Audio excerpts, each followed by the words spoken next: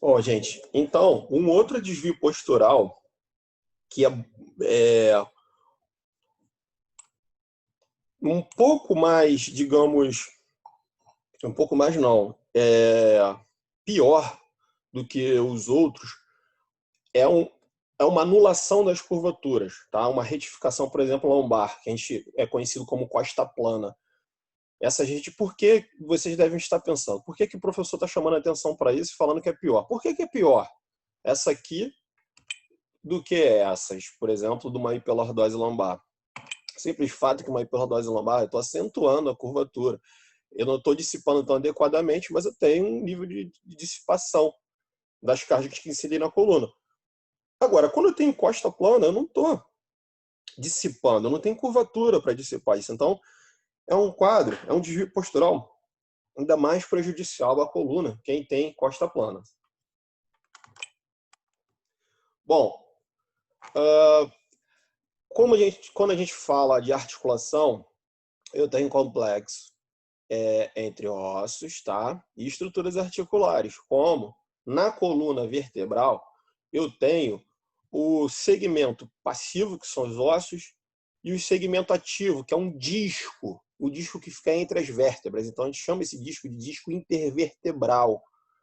Esse cara aqui, ó, faz um papel importantíssimo. Aqui nesse desenho de baixo, a gente pode visualizar uma mola.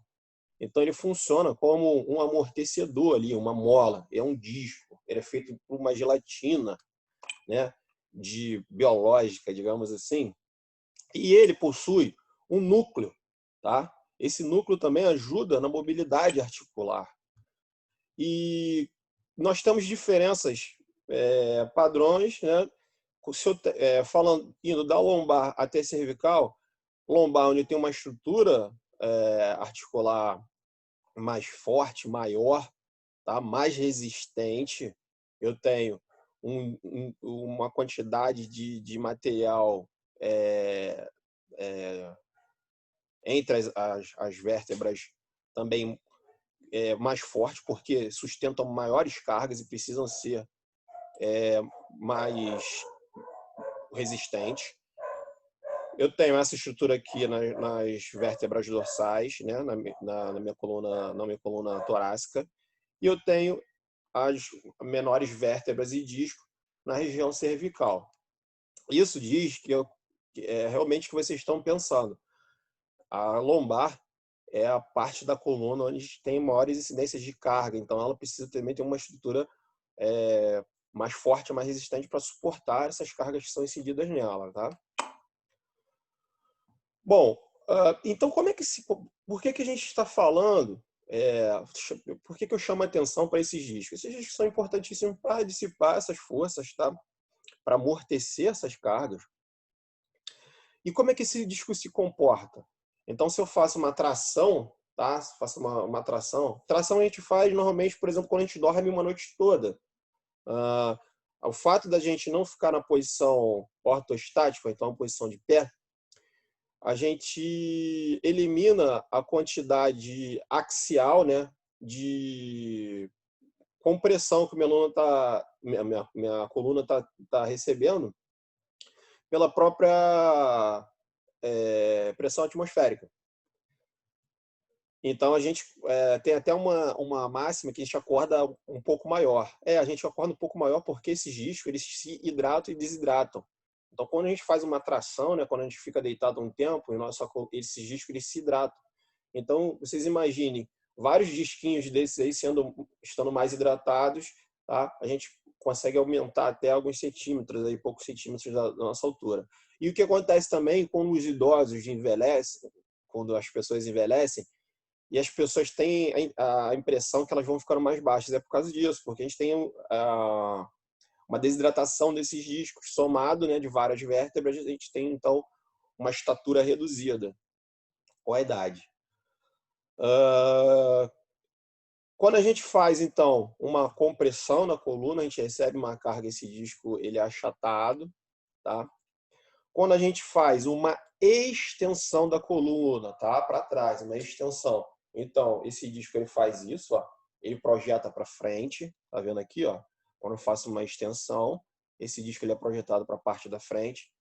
Quando eu faço uma flexão, esse disco é projetado para a parte de trás. E quando eu faço uma flexão lateral, ele é projetado para o lado posterior, ao contrário, né? E vice-versa. Quando eu faço uma rotação de tronco, eu tenho a carga teoricamente mais agressiva no ponto de vista de cisalhamento. Tá? Por que eu estou falando do comportamento do disco? Porque isso é importantíssimo a gente entender quando a gente vai prescrever um programa de treinamento resistido para uma pessoa que tem, por exemplo, um problema muito comum nas pessoas, hérnias de disco. Então a gente precisa entender o comportamento desse disco, porque é esse disco que faz herniação e que causa aquele grande problema que muitas pessoas têm, hérnia de disco. Bom, então vamos ver principais aqui acometimentos na coluna, os principais acometimentos, tá? Bom, primeiro a lombalgia. As lombalgias, a maior parte das pessoas no mundo, um dia vão ter lombalgia. A gente não pode escapar disso. Eu posso ter lombalgia por vários motivos. Desvio postural, postura inadequada na hora de trabalhar, na hora de assistir televisão, qualquer coisa. Se eu tenho uma baixa ergonomia postural, a forma que eu me sento, a forma que eu tenho que desempenhar minhas funções profissionais, isso pode gerar lombalgia. Baixo nível de aptidão física, sedentarismo, tá? Baixa força e massa muscular em músculos que ficam ao redor da coluna, que é chamado de core, né? Agora é uma palavra americana, mas é os músculos do centro mesmo, tá? Os músculos que ficam em volta da coluna vertebral. Sobrecarga no trabalho, pessoas que trabalham pegando muito peso, tumores e traumas diretos na coluna. Isso tudo pode gerar lombalgia. Tá?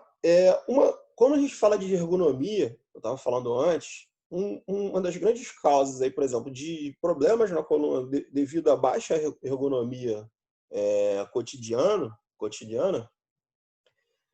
é o tipo de assento que não tem uma curvatura, que não faz uma proteção, uma curvatura que faz uma proteção para que eu preserve o meu arco lombar, tá? Meu arco lordótico lombar fisiológico. Então, quando a gente senta, quando a gente senta, a gente está em flexão de tronco. E se a gente faz flexão de tronco, a gente tende a apagar a curvatura fisiológica da lombar.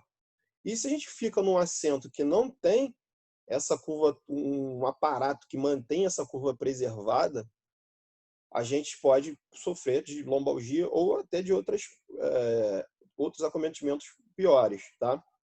Porém, se a gente faz um aparato que force essa curvatura, eu consigo, de forma indireta aqui, externa, né, forçar a volta, o retorno desse arco lordótico. E por que eu também estou chamando atenção para isso e mostrei uma simples cadeira para vocês? Porque diversos aparelhos de musculação, dependendo da marca, né, e diversos, eles não têm esses aparatos ou essa ergonomia nos assentos. Uma coisa que vocês podem adicionar. Vocês mesmos podem fabricar um aparato desse. Simplesmente a gente pode fabricar um aparato desse cortando um macarrão aqueles macarrão de piscina, aquelas boias, né, que chamam de macarrão. Se a gente corta ao meio, a gente consegue fazer um aparato e posicionar na lombar de alguns atletas, indivíduos ou alunos, e de forma que mantenha esse arco lordótico e preserva a curvatura fisiológica dele durante o exercício, também que é importantíssimo, para a gente dissipar as cargas que incidem sobre a coluna. Tá? Bom, as hérnias de disco. As hérnias de disco são bem comuns, gente. Aqui essa figura aqui é uma figura que fica clara. Tá? Eu tenho aqui a medula, espinhal que é altamente vascularizada, aquela altamente vascularizada, vascularizada e nervada, né? Porque ali partem diversos nervos e chegam e partem diversos nervos. Então a gente chama de raiz nervosa, essas raízes nervosas. Então quando a gente tem, tá, um processo de herniação, parte desse disco aqui, do material desse disco, ele começa a esbarrar nessa raiz nervosa. E isso gera dor. Porque imagine vocês uma estrutura como a medula espinhal, que é tão inervada assim, que leva e traz nervos para várias partes do corpo para comunicar o corpo com o sistema nervoso central, tá? O sistema nervoso, no caso. Então, é importantíssimo, né? Essa estrutura é muito inervada. Então, qualquer coisa que esbarrar ali, você vai gerar um quadro de dor. Eu tenho tipos diferentes de hérnia. As mais comuns são as degenerações discais e as protusões. As degenerações discais, a gente pode perceber aqui nessa primeira figura um abaulamento aqui, ó, da estrutura discal. Eu tenho o disco normal aqui, ó, toda essa parte está preservada. Quando começa a ter uma degeneração, eu tenho esse abaulamento aqui. Esse abaulamento aqui de degeneração, ele pode não ser suficiente para esbarrar em raiz nervosa, tá? Porém, se a gente evoluir para uma protusão, esse abaulamento ele fica mais agudo e aqui você já pode começar a ter dores, tá? Por esbarrar esse material aqui do disco intervertebral na medula espinhal, em partes, estruturas nervosas da coluna vertebral. Eu tenho uma extrusão, é quando eu tenho um material do núcleo, que a gente chama de núcleo pulposo, ele tem um material extravasado, e aqui já fica um pouco mais grave, porque eu, dessa perspectiva, eu posso não ter um retorno fisiológico desse material. Aqui, até degeneração e protusão, cientificamente já foi demonstrado que eu posso ter até uma reversão disso aqui, porém, quando chega nesse quadro aqui, eu não tenho reversão, tá? E o pior é a sequestrada, é a hérnia sequestrada, onde eu tenho perda, além do o extravasamento, eu tenho perda já do material do núcleo pulposo. Tá? Para vocês terem uma ideia, esse seria uma hérnia de disco sequestrada, tá? Extrusa e sequestrada. Tá? Isso aqui é uma figura de uma coluna vertebral humana real, tá? De uma pessoa falecida.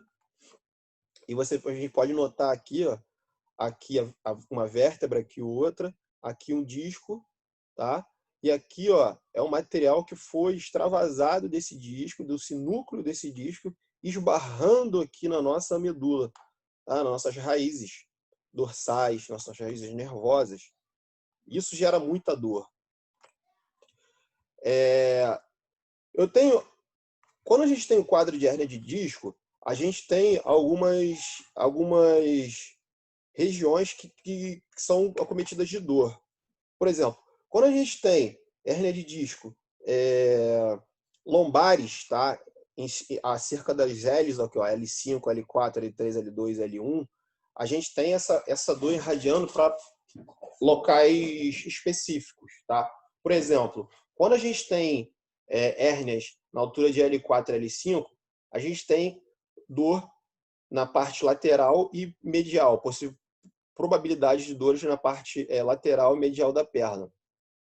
Quando a gente tem regiões da L3 e L2, a gente tem dores na coxa, tá? E no quadril, na região da L2. E quando a gente tem L1, a gente tem dores lá acima lá dos glúteos. Isso quer dizer, normalmente, quando o ortopedista ele avalia o quadro de hérnia, ele pode já concluir mais ou menos a posição da hérnia a partir da incidência de dor da pessoa, do relato da incidência de dor da pessoa. Tá? Gente, hérnia é uma coisa que a maioria das vezes, hérnia em coluna vertebral, na região lombar ali, essa dor vai irradiar para membros inferiores E, normalmente, o membro inferior que vai doer. A coluna, diretamente, ela não dói. Normalmente, a pessoa sente muito dores nos membros, tá? Assim como, se a gente tiver uma hérnia na região cervical, a dor é irradiada para os membros superiores, tá, gente? Bom, então vamos falar de exercícios para os músculos ao redor da coluna vertebral, que são o nosso foco aqui na nossa aula de musculação. Uma das coisas importantíssimas, primeiro, para a gente fazer uma prescrição segura, uma prescrição adequada para esses músculos que circulam a nossa coluna vertebral, é a gente ter a noção da quantidade de ativação muscular durante alguns exercícios. Então, de forma progressiva aqui, gente, tá? Na verdade, daqui para lá, ó, da direita aqui para a esquerda, a gente tem por ordem de recrutamento de quantidade de ativação do músculo paravertebral, dos músculos paravertebrais, tá? Esse que ficam na parte de trás da coluna. Então, se a gente tem aqui uma simples elevação de quadril com os pés apoiados num bozu, tá? Numa plataforma instável, a gente tem esses níveis aqui de ativação de RMS de paravertebral. Ao passo que a gente vai fazendo outros exercícios, por exemplo, um simples desequilíbrio, né, apoiado num dos membros inferiores à frente, a gente tem um pouco mais de atividade, tá? Quando a gente tem uma instabilidade, nesse mesmo exercício aqui de desequilíbrio, a gente tem uma maior ativação da coluna vertebral. Quando a gente tem um agachamento unilateral, maior ativação ainda. Quando a gente faz uma extensão da coluna direta, eu tenho maiores níveis, chegando até o levantamento terra, tal, em inglês eles chamam de deadlift. Desculpa. Então, por que a gente tem que prestar atenção nisso aqui? Professor,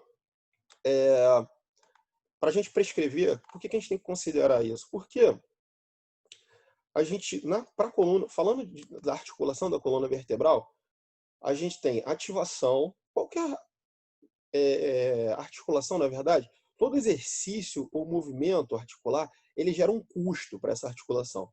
O custo é o desgaste, ele gera um desgaste articular.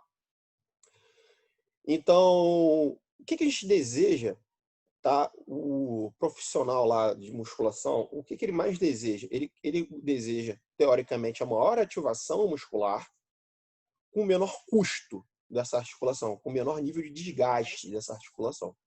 Então, já estou demonstrando para vocês aqui o nível de atividade, tá? Porém, quando a gente olha isso aqui, quando a gente começa a prescrever para uma pessoa, principalmente que está iniciando, ou dependendo da fase, pessoa que está parada, está em destreinamento, né? A gente tem que evoluir de uma forma progressiva de ativação dos músculos paravertebrais, de baixa ativação para alta ativação. A gente nunca pode iniciar um exercício de musculação falando de paravertebrais, com exercício de alta atividade paravertebrais, porque isso gera dor, isso vai gerar uma lombalgia. Por quê? A musculação normal, o treinamento resistido, uma pessoa iniciando aquele treinamento, ela já vai ser passivo de dores musculares tardias, aquela dor que depois que você troca sério, ou então quando você está iniciando você fica dolorido e tal, e ele vai aumentando 48 horas, 72 tem um pico dessa dor muscular tardia. Isso, se a gente faz um exercício com uma intensidade muito alta para paravertebral, a gente vai ter uma lombalgia, a gente vai ter uma dor muscular tardia na coluna, uma lombalgia. Isso pode ser até, dependendo da situação, pode ser até uma lesão um pouco mais grave, né? Portanto, como que a gente deve iniciar a nossa prescrição de exercícios para a coluna? A gente deve começar com exercícios de baixa intensidade, baixa ativação, para exercícios de alta ativação. Então, as posturas lá isométricas no solo, elas são exercícios que têm uma menores níveis de ativação do paravertebral. E são exercícios que a gente deve iniciar, então, nossa prescrição para as pessoas que estão iniciando aquele exercício. Exercício de baixa intensidade, tá? De baixa ativação de paravertebral. Então, lá a gente chama também de ponte, né? As pessoas ponte lateral, ponte frontal. Bom, aí tem os exercícios tipo perdigueiro, né? Que a pessoa vai dissociando os membros inferiores e superiores. Isso é um exercício excelente também para a coluna, para início de prescrição.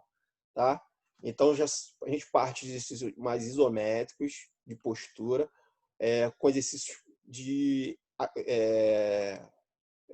isotônicos, tá? Com movimentos articulares, que fazem uma ativação um pouco maior. Bom, a gente vai em um terceiro passo, né? A gente vai para uma cadeira romana, que é fazer uma extensão, né? Uma extensão de coluna.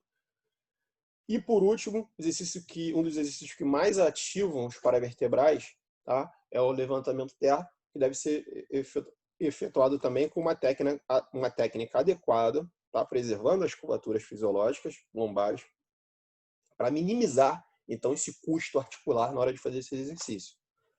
Orientações. Os trabalhos de flexibilidade e força devem seguir a orientação contrária da direção da hérnia. O que é isso, professor? A hérnia, ela sai normalmente para uma direção, né? Desculpa. A hérnia ela vai para uma direção, o anterior, posterior e lateral. Bom, se eu digo para você que como é que o disco se comporta, se eu faço uma flexão para a esquerda, ele tende a extravasar para a direita. E o contrário, se eu faço uma flexão de tronco, ele tende a extravasar para a parte posterior. Então, quando eu tenho uma herniação que o disco ele já está projetado para uma determinada direção, eu devo fazer exercícios em direções contrárias, tá? De preferência começar com esses exercícios isométricos de baixa ativação para aumentar assim a ativação. Manter as curvaturas fisiológicas ao máximo durante todos os exercícios, nada de apagar, anular a curvatura fisiológica, tá? Isso é contraproducente para o nosso tipo de prescrição. Iniciar progressivamente os exercícios de baixa ativação muscular para alta ativação muscular. Iniciar com exercícios isométricos, que são interessantíssimos, pelo menos para as pessoas que têm algum acometimento na coluna. Tá? Alongar principalmente músculos da cadeia contrárias à direção da herniação. Evitar rotação de tronco, que eu falei para vocês, tem aquela força de cisalhamento que impõe um tipo de carga mais danosa, mais desgastante à nossa articulação vertebral, tá? Bom, para atividade, tem 2 casos aqui, 2 indivíduos, e vocês vão ter que prescrever 2 programas, um programa para cada um, baseado aqui nesses objetivos e critérios peculiares de cada um desses indivíduos, tá? Bom, considerem todas as informações obtidas durante as aulas, fundamentem com o livro ou com o artigo de onde vocês estão tirando aquelas informações. É necessário que vocês digam todas as variáveis do treinamento, por que vocês escolheram aquele número de repetição, aquela frequência semanal. E também fundamentem os exercícios que vocês vão passar para o fortalecimento de músculos ao redor da coluna, tá? Bom, na próxima aula a gente vai para ombro, então, tá? Treinamento resistido e ombro. Ok, gente? Grande abraço. Tchau, tchau. Até a próxima aula.